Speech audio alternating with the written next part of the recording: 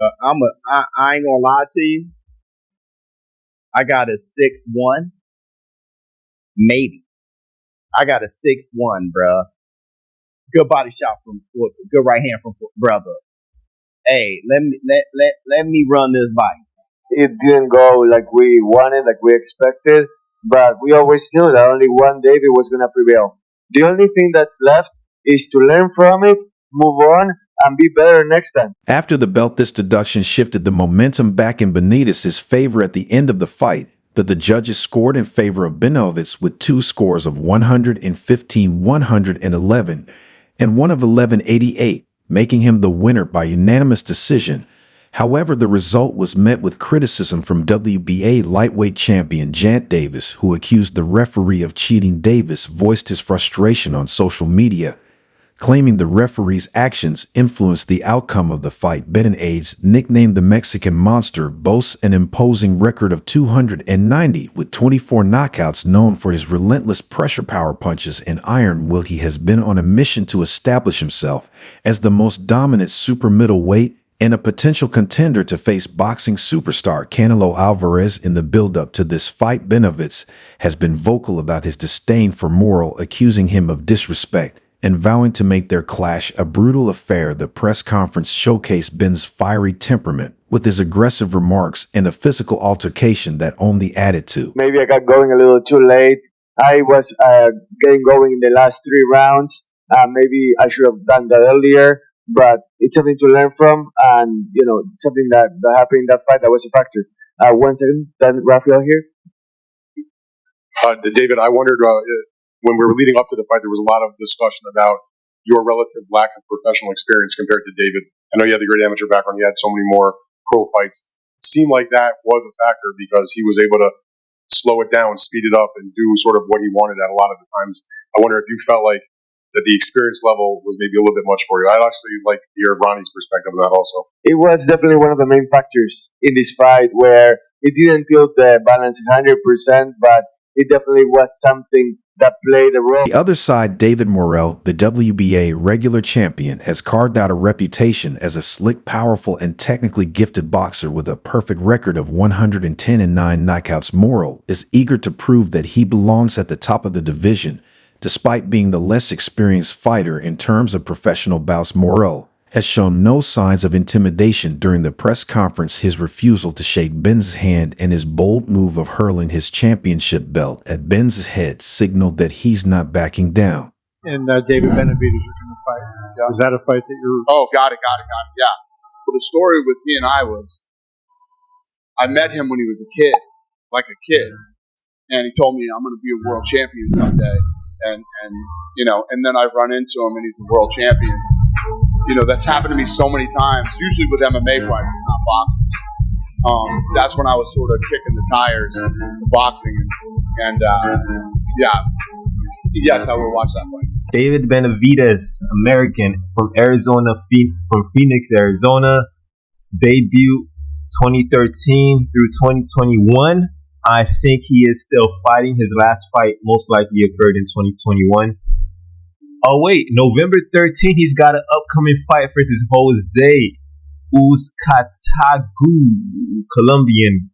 But his last one was a TKO, took place March 13, 2021. 24. And we got another. Benavidez and Morrell erupted during a media workout in Miami on December 17, 2024. Their animosity boiled over into a physical altercation, escalating the anticipation for their forthcoming light heavyweight title fight. Benavidez has also highlighted the personal animosity between him and Morrell, noting he doesn't like me, I don't like him. This tension has been evident in their pre-fight interactions, including the heated exchange during a media workout where Ben shoved Morrell, leading to Morrell throwing his WBA interim title at Benavidez. Canelo Alvarez, the undisputed super middleweight champion, did not mince words, asserting Benavidez won that fight. It's clear they don't want him near me. The sport deserves rematches. When it's this controversial, Alvarez's comments hinted at long-standing speculation about boxing politics, deliberately sidelining Benavidez, a relentless challenger, from securing a career-defining bout against the sport's biggest star. His call for an immediate rematch echoed a broader sentiment among fans and pundits, who viewed the decision as a barrier to the matchups the public demands. The rivalry between Canelo and Benavidez has been one of the most talked about topics in boxing over the past few years. The tension between the two fighters stems from Ben's persistent challenge for Canelo's super middleweight titles, which Canelo has avoided.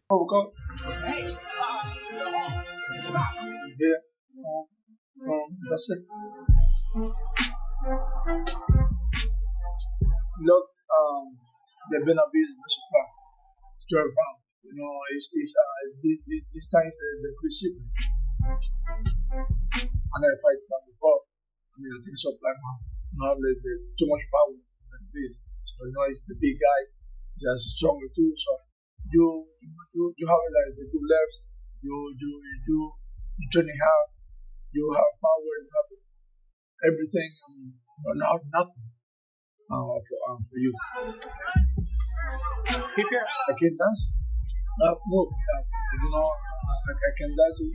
Andrew Ward, the former champion turned ESPN analyst, offered a more measured but pointed analysis acknowledging Morrell's technical prowess. While siding with Ben's case, Morrell's defense was brilliant but effective aggression should have swayed this. Benavidez did more to win rounds, Ward remarked, highlighting the tension between tactical boxing and the eye test of sustained pressure. His commentary reflected the subjective nature of judging criteria where clean punching, effective aggression, ring generalship, and defense are weighted differently by each official. Meanwhile, veteran trainer and analyst Teddy Atlas delivered a scathing indictment of the sport itself, declaring this is why boxing's dying. Benavidez landed the harder shots, forced the fight. Judges rewarded running. Atlas' frustration with Morrell's lateral movement, dismissed by some as evasive rather than strategic, resonated with fans who felt the Cuban slick style prioritized survival over domination, clashing with the visceral appeal of Ben's relentless attack.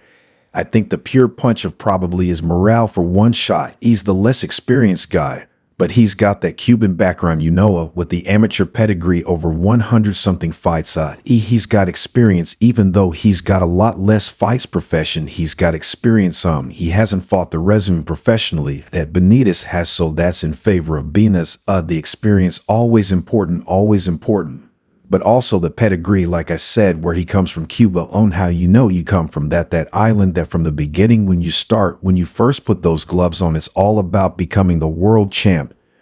Part of it is to escape the communist country, to get to a better life, to get to where you can pursue dreams, to get over here where you can become a world champion.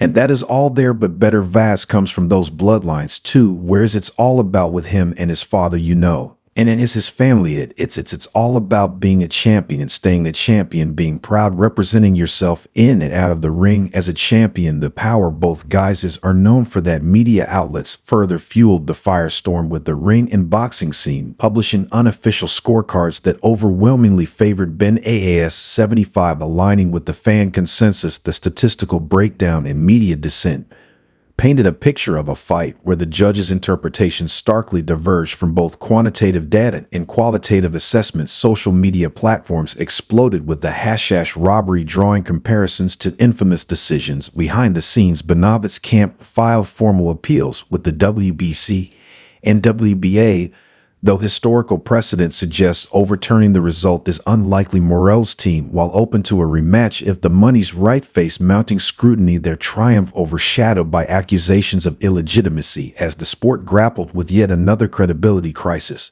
The fallout extended beyond the ring. Ben's path to a Canelo payday grew murkier, while Morrell's undefeated record bore an asterisk in the court of public opinion. I definitely made a lot of mistakes that left me exposed to get him at more than I wanted. Next question over there, David. I wanted to ask you a couple things. When it comes to a rematch, is that something that you like to wait maybe a couple years for before you jump back into it?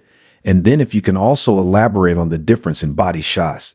It doesn't seem like you really paid a lot of attention to the body like he did. Question: I'm not going to wait like 3 years. That would be a long time. And as far as whether he wasn't looking for the value enough.